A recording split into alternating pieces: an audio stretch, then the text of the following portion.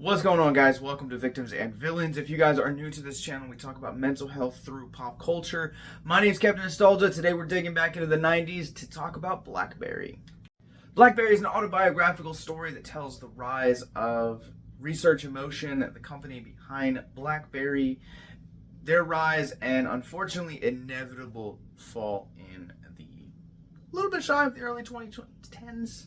Before we even start talking about the film itself, the performances, the pacing, its historical accuracy, all of that aside, we need to talk about Matt Johnson. Not only is Matt Johnson one of the co-stars in this film, one of the main leads in this film, no less, he also is the co-writer and director on this. This man is pulling a triple threat for this project, and it is easily one of the most impressive things that I've seen in recent memory. Johnson, as a director, has this ability to make this story almost feel like a documentary-esque kind of viewing experience. I would say that the closest viewing experience to something like this would be Parks and Recreation, the 2012 Muppet series, and most famously, The Office.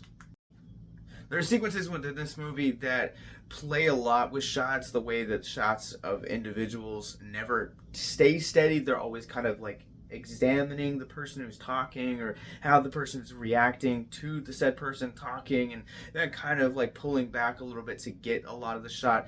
These are traits that I typically see in documentaries, but I love the fact that that practice is being implemented here. It makes this feel a lot more raw. It makes it feel a lot more just vulnerable, and just it makes the ending of this film feel that much more heavier.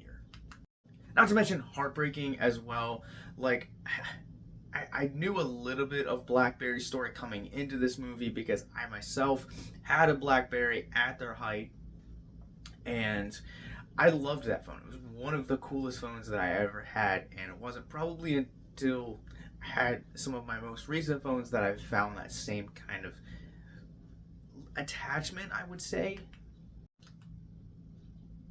So, personal story aside, I really kind of was fascinated to know what ultimately ended up becoming their downfall, and because of that documentary style of the way that this film kind of sets up its angles and how it tells its story, it really does present this, the last act of this movie in a truly heartbreaking and just, I feel like heartbreaking is the best word that I could say. The script from Johnson and his writing partner Matthew Miller is presented in this really just riveting way. I love biopics, and there are some biopics that are very poorly written. Blackberry is not one of them. There are definite times where the script in this, and just kind of the way that the angles were shot and the tension that was written just had me drawn to the edge of my seat, and I just wanted to know more. And I think that is the signs of good writing. But also on the flip side of that, it's also the signs of good acting. Now, I've talked about Jay Baruchel kind of being this underappreciated little actor / creator within Hollywood, just being kind of underappreciated. Typically, he's known for things like This Is the End, How to Train Your Pet Dragon, and the criminally underrated 2010 comedy She's Out of My League.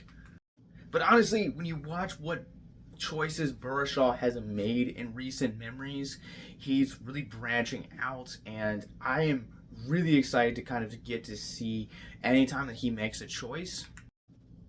He was the writer a couple years ago on the Canadian superhero series Captain Canuck. It was a really good run. Not to mention, he was also the director and star in the Shudder original movie Random Acts of Violence. Very promising career as a director. I know it was his second film. I haven't seen his first film yet. But here, he gets to really kind of lay into his dramatic chops. And let me just say that Baruchel, like, at this point, has my attention, whatever he wants to do as an actor, because he is phenomenal in this movie. I really love to see Baruchel kind of grow in this film, because he kind of starts off with his signature shyness and kind of like, he's not really sure of himself, and he really reminded me of his character from the aforementioned She's Out of My League early on in this movie, where he's just trying to kind of find his footing within this ever-growing tech community and kind of make his own signature voice kind of stand out. And I really liked that, but kind of getting to see him grow throughout the film was a true pleasure, because as his character grew and as he kind of became more confident, you got to see the different range that Baruchel was able to really bring to that character and this performance. And I will go to my grave by saying that this is probably one of the best performances I've seen this year in 2023. And that's not to say that his co-star Glenn Howerton is any different. I don't know how Matthew and Johnson went about casting this film. I don't know who they were thinking about in terms of the actors playing these roles as they were writing the script, but Glenn Howerton is not an actor that I would typically associate with a role like this, and that is because I feel like, maybe I'm alone in this, but I feel like because of It's Always Sunny, I'm conditioned to kind of see him as a comedic actor. But the performances that I feel like Howerton is really daring are performances like his villain in Arch Enemy, or the very little minor character that he had in The Strangers. These kind of dramatic roles that fly under the radar because they're independent films, and not everyone is watching independent films. But Howerton just is a powerhouse in this movie. There's no other way to describe it.